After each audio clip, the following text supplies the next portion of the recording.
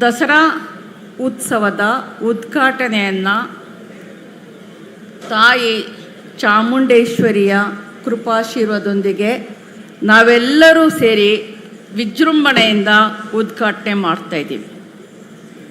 ನಾನು ಈಗಾಗಲೇ ಒಂದು ಸಂದರ್ಶನದಲ್ಲಿ ಹೇಳಿದ್ದೆ, ನನ್ನ ಗೆಳತಿ ಒಬ್ಬರು ನನ್ನ ಬುಕ್ಕರ್ ಸಂದರ್ಭದಲ್ಲಿ ಚಾಮುಂಡೇಶ್ವರಿ ದೇವಸ್ಥಾನಕ್ಕೆ ನನ್ನನ್ನು ಕರ್ಕೊಂಡು ಬರ್ತೀನಿ ಅಂತ ಹರಕೆ ಹೊತ್ತಿದ್ರು. ನನ್ನ ಆಪ್ತ ಗೆಳತಿ ಯಾಕೆ, ನನಗೆ ಹೋಗಲಿಕ್ಕೆ ಸಾಧ್ಯ ಆಗಲಿಲ್ಲ ಕಾರಣಾಂತರಗಳಿಂದ. ಆದರೆ ಈ ಒಂದು ವಿಶಿಷ್ಟ ಸನ್ನಿವೇಶದಲ್ಲಿ ನನ್ನನ್ನು ಕರ್ನಾಟಕದ ಸರ್ಕಾರದ ಮೂಲಕ ಆಹ್ವಾನ ಮಾಡಿ ತಾಯಿ ಚಾಮುಂಡಿ ಕರೆಸ್ಕೊಳ್ತಾ ಇದ್ದಾಳೆ ಅಂತ ಹೇಳಿದೆ. ಈ ವಿಷಯದಲ್ಲಿ ಬೇಕಾದಷ್ಟು ಏರುಪೇರುಗಳು, ಬೇಕಾದಷ್ಟು ಎಲ್ಲ ರೀತಿಯ ಒಂದು ಚಾರಿತ್ರಿಕ ಸನ್ನಿವೇಶಗಳು ಉತ್ಪನ್ನ ಆದರೂ ಕೂಡ ತಾಯಿ ಚಾಮುಂಡಿ ನನ್ನನ್ನು ಕರೆಸ್ಕೊಂಡಿದ್ದಾಳೆ. ನಾನು ಈಗ ತಾನೇ ಆಕೆಯ ಸನ್ನಿಧಿಯಿಂದ ನಿಮ್ಮೆಲ್ಲರ ಎದುರಿಗೆ ಬಂದು ನಿಂತಿದ್ದೀನಿ. ಸ್ನೇಹಿತರೆ, ಮೈಸೂರು ದಸರಾದ ಈ ಅತಿ ಮಹತ್ವದ ಪವಿತ್ರ ಕ್ಷಣದಲ್ಲಿ ಚಾಮುಂಡಿ ತಾಯಿಯ ಕೃಪೆಯ ನೆರಳಿನಲ್ಲಿ ಈ ವೇದಿಕೆಯಿಂದ ನಿಮ್ಮೆದುರು ನಿಲ್ಲುವ ಅವಕಾಶ ನನಗೆ ದೊರೆತಿರ್ತಕ್ಕಂಥದ್ದು ನನ್ನ ಜೀವನದ ಅತ್ಯಂತ ಗೌರವದ ಗಳಿಗೆ. ದಸರಾ ಅಂದರೆ ಇದು ಕೇವಲ ಹಬ್ಬ ಮಾತ್ರವಲ್ಲ, ಇದು ಈ ನಾಡಿನ ಒಂದು ನಾಡಿ ಮಿಡಿತ, ಸಂಸ್ಕೃತಿಯ ಉತ್ಸವ, ಎಲ್ಲರನ್ನೂ ಒಳಗೊಳ್ಳುವ ಗಳಿಗೆ ಮತ್ತು ಸಮನ್ವಯದ ಮೇಳ. ಈ ನೆಲದಲ್ಲಿ ಹುಟ್ಟಿದ ಪ್ರತಿಯೊಂದು ಜೀವಕ್ಕೂ ಈ ಮಣ್ಣಿನ ವಾರಿಸುದಾರಿಕೆ, ಸ್ಪಂದನೆ, ಜವಾಬ್ದಾರಿ ಮತ್ತು ನೆನಪುಗಳು ಇವೆ. ಮೈಸೂರು ಅರಸರ ಸಂಸ್ಕೃತಿಯ ಪರಂಪರೆಯಿಂದ ಹಿಡಿದು ಕನ್ನಡ ಭಾಷೆಯ ಹೃದಯದ ಆಳದ ಸ್ಪಂದನದವರೆಗೆ ಈ ಹಬ್ಬವು ನಮಗೆ ನೆನಪಿಸುತ್ತೆ. ಏನು ಅಂದರೆ, ಸಂಸ್ಕೃತಿ ಎಂದರೆ ಬೇರೆ ಬೇರೆ ಧ್ವನಿಗಳ ಸಂಗಮ, ವಿಭಿನ್ನತೆಯಲ್ಲೇ ಏಕತೆಯ ಸುಗಂಧ. ದಸರಾ ನಮ್ಮ ಸಮಗ್ರ ಸಂಸ್ಕೃತಿಯ ಪ್ರತೀಕ. ನನಗೆ ಗೊತ್ತಿರೋ ಹಾಗೆ ಮೈಸೂರಿನ ಉರ್ದು ಭಾಷಿಕರು ನವರಾತ್ರಿಯ ಎಲ್ಲ 10 ದಿನಗಳಿಗೂ ಕೂಡ ಉರ್ದುವಿನಲ್ಲಿ ಅವರದೇ ಆದಂತಹ ಗುರುತನ್ನು ಕೊಟ್ಟಿರ್ತಾರೆ. ಆ ಗುರುತಿನಿಂದಲೇ ಕರೀತಾರೆ. ನನಗೆ ನೆನಪಿರೋ ಹಾಗೆ ಹೇಳೋದಾದರೆ, ವಿಜಯದಶಮಿಗೆ ಇಲ್ಲಿನ ಉರ್ದು ಭಾಷಿಕರು ಸಿಲಿಂಗನ್ ಅಂತ ಕರೀತಾರೆ. ಅದು ಅವರ ಸಾಹಿತ್ಯ ಸಂಸ್ಕೃತಿ ಬದುಕಿನಲ್ಲಿ ಒಂದು ಭಾಗ ಆಗಿದೆ. ಯಾರೂ ಭಿನ್ನರಲ್ಲ, ಯಾರೂ ಪರಕೀಯರಲ್ಲ, ಎಲ್ಲರೂ ಕೂಡ ಒಳಗೊಂಡು ಆಚರಿಸ್ತಕ್ಕಂಥ ಒಂದು ಸಂಸ್ಕೃತಿಯ ಉತ್ಸವ ಇದು. ನನಗೆ ಇನ್ನೂ ಒಂದು ನೆನಪಿದೆ ಇದರ ಬಗ್ಗೆ. ನನ್ನ ಆಪ್ತ ಸಂಬಂಧಿ ಒಬ್ಬರಿದ್ದರು. ನನಗೆ ಅವರು ಮಾವ ಆಗಬೇಕು. ನನ್ನ ಮಾವ ಇಲ್ಲೇ ಹತ್ತಿರದ ಬೆಳಗೊಳದಲ್ಲಿ ವಾಸ ಆಗಿದ್ದರು. ಮತ್ತು ಅವರು ಮೈಸೂರು ಮಹಾರಾಜರ ಅಂಗರಕ್ಷಕ ಪಡೆಯ ಒಬ್ಬ ಸೈನಿಕರಾಗಿದ್ದರು. ಅವರನ್ನು ನಮ್ಮೆಲ್ಲ ಮನೆಗಳಲ್ಲಿ ಸಿಪಾಯಿ ಮೊಹಮ್ಮದ್ ಗೌಸ್ ಅಂತಲೇ ಕರೀತಾ ಇದ್ದರು.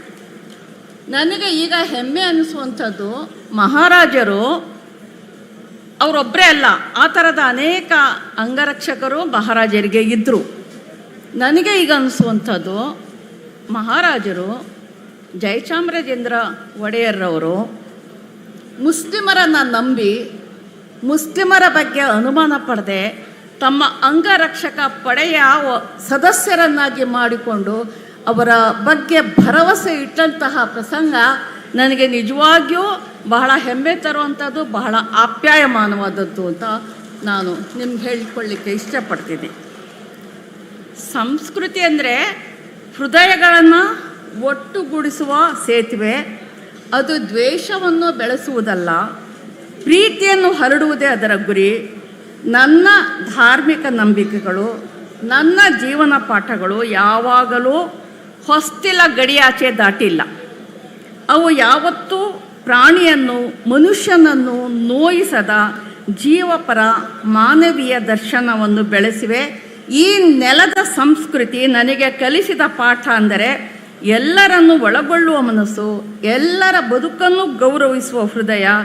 ಇಂದು ಇಡೀ ಜಗತ್ತು ಯುದ್ಧದ ಹಾದಿಯಲ್ಲಿ ನಡೆಯುತ್ತಿರುವಾಗ ಮನುಕುಲವು ದ್ವೇಷ ಮತ್ತು ರಕ್ತಪಾತದಲ್ಲಿ ಮುಳುಗುತ್ತಿರುವಾಗ ಮೈಸೂರು ದಸರಾ ಘೋಷಣೆಯು ನಮ್ಮೆಲ್ಲರ ಕಿವಿಯಲ್ಲಿ ಪ್ರತಿಧ್ವನಿಸಲಿ.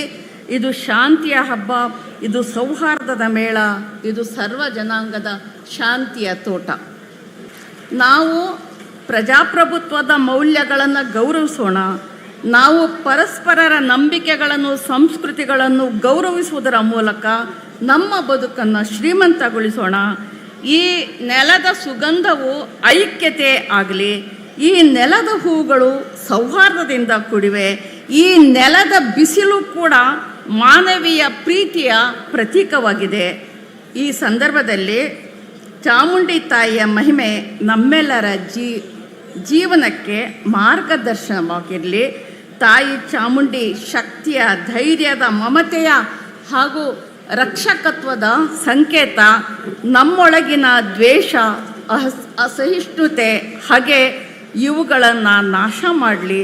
ನಾನು ಹೃತ್ಪೂರ್ವಕವಾಗಿ ಬಯಸುವುದು ಈ ದಸರಾ ಹಬ್ಬ ಕೇವಲ ಮೈಸೂರು ನಗರಕ್ಕೆ ಸೀಮಿತವಾಗದೆ, ನಮ್ಮ ನಾಡಿಗೆ ಮಾತ್ರ ಸೀಮಿತವಾಗದೆ ಅಥವಾ ನಮ್ಮ ದೇಶಕ್ಕೆ ಮಾತ್ರ ಸೀಮಿತವಾಗದೆ ಇಡೀ ಜಗತ್ತಿನಾದ್ಯಂತ ಮಾನವ ಕುಲಕ್ಕೆ ಶಾಂತಿ, ಸಹಾನುಭೂತಿ, ಪ್ರೀತಿ ಮತ್ತು ನ್ಯಾಯದ ದೀಪ ಬೆಳಗಿಸಲಿ. ಇವತ್ತು ಬೆಳಗಿರ್ತಕ್ಕಂಥ ದೀಪ ಈ ಸಂದೇಶದೊಂದಿಗೆ ಇಡೀ ಪ್ರಪಂಚದಾದ್ಯಂತ ತನ್ನ ನೆಲೆಯನ್ನು ಕಂಡುಕೊಳ್ಳಿ ಅಂತ ಆಶಿಸ್ತೀನಿ. ಸ್ನೇಹಿತರೆ, ನನ್ನ ಬದುಕು ನನಗೆ ಅನೇಕ ಪಾಠಗಳನ್ನು ಕಲಿಸಿದೆ. ಅದರಲ್ಲಿ ಒಂದು ಪಾಠ ಅಂದರೆ ವ್ಯಕ್ತಿಯಿಂದ ಸಮಷ್ಟಿಯ ಕಡೆಗೆ ಸಾಗುವ ದಾರಿ ಮಾತ್ರ ನಿಜವಾದ ದಾರಿ. ನನ್ನ ಧಾರ್ಮಿಕ ನಂಬಿಕೆಗಳು, ನನ್ನ ಜೀವನ ದರ್ಶನ ಯಾವತ್ತೂ ಕೂಡ ಜೀವಪರವಾಗಿವೆ. ಅವು ಮರದ ನೆರಳಿನಂತೆ, ತಂಪಾದ ನದಿಯಂತೆ. ಇಂದಿನ ಜಗತ್ತು ಯುದ್ಧದ ಜ್ವಾಲೆಯಲ್ಲಿ ಸುಡುತ್ತಿದೆ. ನಾವು ಅಸ್ತ್ರಗಳಿಂದ ಅಲ್ಲ, ಅಕ್ಷರಗಳಿಂದ ಬದುಕನ್ನು ಗೆಲ್ಲಬಹುದು.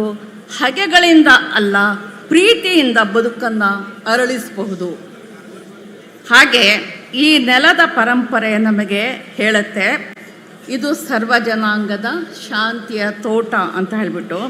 ಈ ತೋಟದಲ್ಲಿ ಪ್ರತಿ ಹೂವು ತನ್ನ ಬಣ್ಣದಲ್ಲೇ ಅರಳಲಿ, ತನ್ನ ಸುಗಂಧವನ್ನೇ ಬೀರಲಿ, ಪ್ರತಿ ಹಕ್ಕಿ ತನ್ನ ರಾಗದಲ್ಲೇ ಹಾಡಲಿ. ಆದರೆ ಒಟ್ಟಿಗೆ ಸೇರಿದಾಗ ಅದು ಒಂದು ಸೌಹಾರ್ದದ ಸಿಂಫನಿ ಆಗಲಿ, ಮೇಳ ಆಗಲಿ, ಐಕ್ಯತೆ ಆಗಲಿ.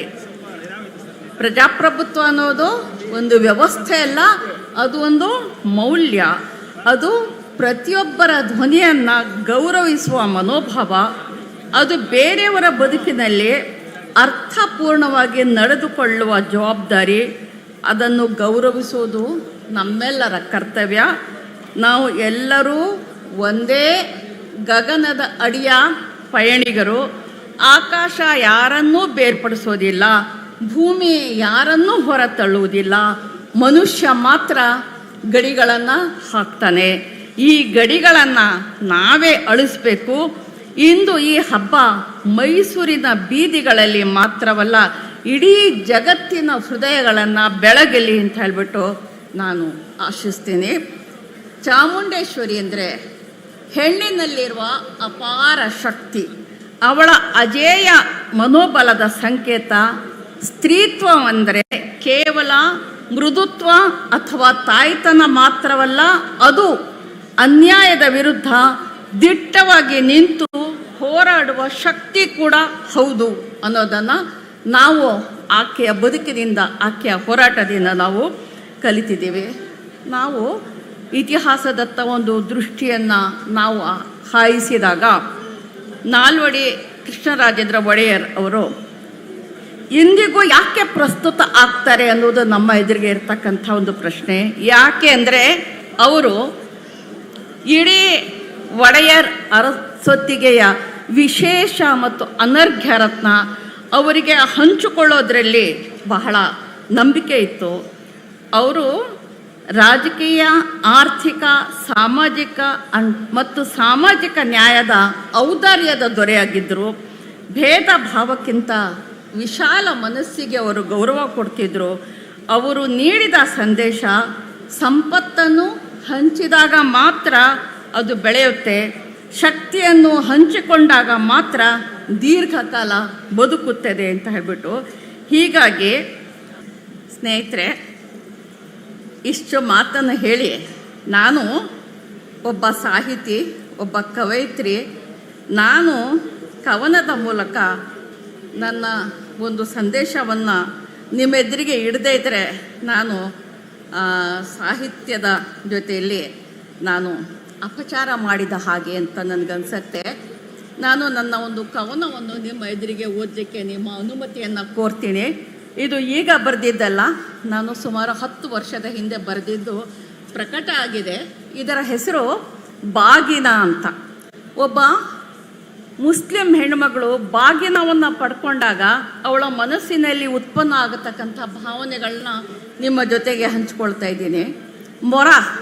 ಮೊರ ಅಂದರೆ ಗೊತ್ತಲ್ಲ, ಕೇರತ್ತೆ. ಅದು ಇಲ್ಲಿ, ಅಲ್ಲಿ ಮತ್ತು ಎಲ್ಲೆಲ್ಲೂ. ಆ ದಿನ ಸೇವಂತಿಗೆ ತಾನೇ ಅವಾಗ ಹೆಚ್ಚಿರೋದು. ಸೇವಂತಿಗೆ ಹೂವು ಚಳ್ಳನೆ ನಗು ಚಿಮುಕಿಸುತ್ತಿತ್ತು.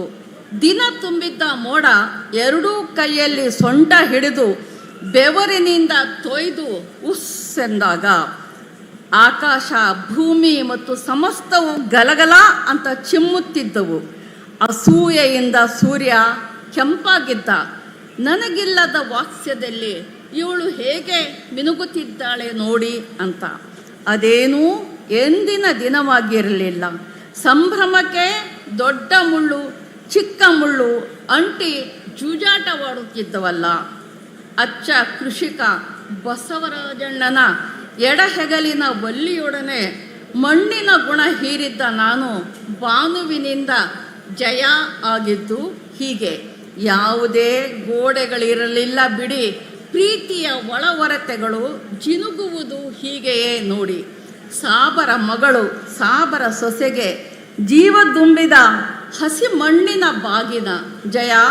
ನಡೆಯವ ಹಬ್ಬಕ್ಕೆ ಅರಿಶಿನದ ಎಲೆ ಕಡುಬು.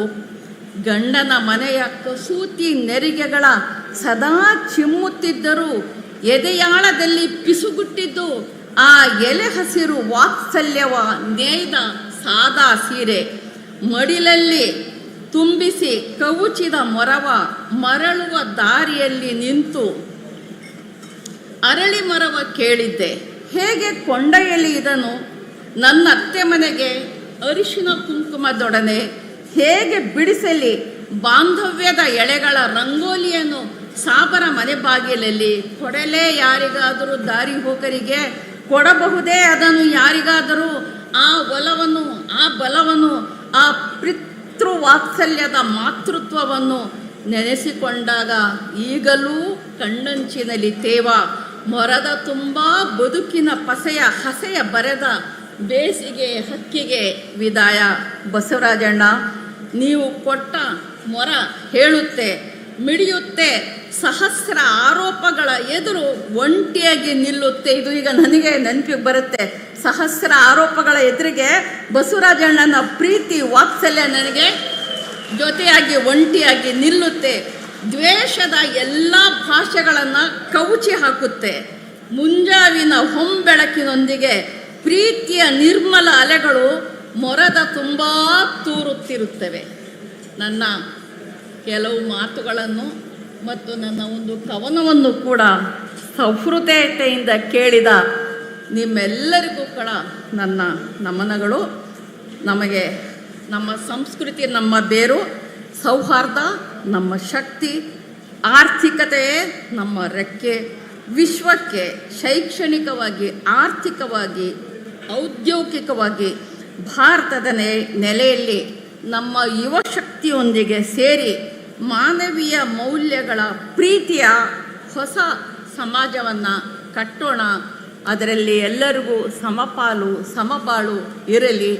ನಮ್ಮ ಬಾಬಾ ಸಾಹೇಬ್ ಅಂಬೇಡ್ಕರ್ ಅವರ ಸಂವಿಧಾನದ ಒಂದು ಚಿಗುರು ನಮ್ಮ ಎದೆಯಲ್ಲಿ ಚಿಗುರು ಒಡೆಯಲ್ಲಿ ಅನ್ನತಕ್ಕಂಥ ಮಾತನ್ನು ಹೇಳ್ತಾ ನಾನು ಇದುವರೆಗೂ ಸುಮಾರು ಕಾರ್ಯಕ್ರಮಗಳನ್ನ ನಡೆಸಿದ್ದೀನಿ, ಆಹ್ವಾನಿತಳಾಗಿದ್ದೀನಿ. ನಾನು 100 ಸಾರಿ ದೀಪಗಳನ್ನು ಬೆಳಗಿದ್ದೀನಿ. ನಾನು 100 ಸಾರಿ ಪುಷ್ಪಾರ್ಚನೆಯನ್ನು ಕೂಡ ಮಾಡಿದ್ದೀನಿ, ಮಂಗಳಾರತಿಯನ್ನು ಕೂಡ ಸ್ವೀಕರಿಸಿದ್ದೀನಿ. ನನಗೆ ಹೊಸದಲ್ಲ ಇದು. ಆದರೆ ಇದರ ಬಗ್ಗೆ ನಾಳೆ ಬಹುಶಃ ಒಂದು ಕನ್ನಡ ಪುಸ್ತಕ ಪ್ರಾಧಿಕಾರದಿಂದ ಬುಕ್ಕರ್ ಬಾನು ಬದುಕು ಬರಹ ಅನ್ನತಕ್ಕಂಥ ಒಂದು ಪುಸ್ತಕ ಪ್ರಕಟ ಆಗ್ತಾ ಇದೆ. ಅದರಲ್ಲಿ ನನ್ನ ಆತ್ಮಕಥೆಯ ಒಂದು ಭಾಗ ಪ್ರಕಟ ಆಗಿದೆ. ನನ್ನ ಮತ್ತು ಈ ಹಿಂದೂ ಧರ್ಮದ ಸಂಬಂಧ ಬಾಂಧವ್ಯ ಹೇಗೆ ಇದೆ ಅನ್ನೋದ್ರ ಬಗ್ಗೆ ಅದನ್ನು ನನ್ನ ಆತ್ಮಕಥೆಯಲ್ಲಿ ಬರೆದಿದ್ದೀನಿ. ಅದು ನಾಳೆ ಪ್ರಕಟ ಆಗ್ತಾ ಇದೆ. ಸಾಧ್ಯವಾದರೆ ಅದನ್ನು ದಯವಿಟ್ಟು ನೀವುಗಳು ನೋಡಿ ಅಂತ ಹೇಳಿ, ಎಷ್ಟೇ ರೀತಿಯ ಸವಾಲುಗಳು ಬಂದರೂ ಕೂಡ ದಿಟ್ಟವಾಗಿ ನಿಂತು ನನ್ನನ್ನು ಆಹ್ವಾನಿಸಿ ಈ ಕಾರ್ಯಕ್ರಮದಲ್ಲಿ ನಾನು ಭಾಗವಹಿಸುವುದಕ್ಕೆ ಕರ್ನಾಟಕ ಸರ್ಕಾರದ ಪರವಾಗಿ ನನಗೆ ಆಹ್ವಾನವನ್ನು ನೀಡಿ ನೈತಿಕವಾದಂತಹ ಒಂದು ಬೆಂಬಲವನ್ನು ಕೂಡ ನೀಡಿದಂತಹ ಸನ್ಮಾನ್ಯ ಮುಖ್ಯಮಂತ್ರಿಗಳಾದ ಶ್ರೀ ಸಿದ್ದರಾಮಯ್ಯನವರಿಗೆ ನಾನು ನನ್ನ ಕೃತಜ್ಞತೆಗಳನ್ನು ಸಲ್ಲಿಸಿ ನನ್ನ ಈ ಮಾತುಗಳನ್ನ ಮುಗಿಸ್ತೇನೆ. ನಮಸ್ಕಾರ. ಚೆನುಗಿರಿ ಇದು ನಿಮ್ಮ ದನಿ.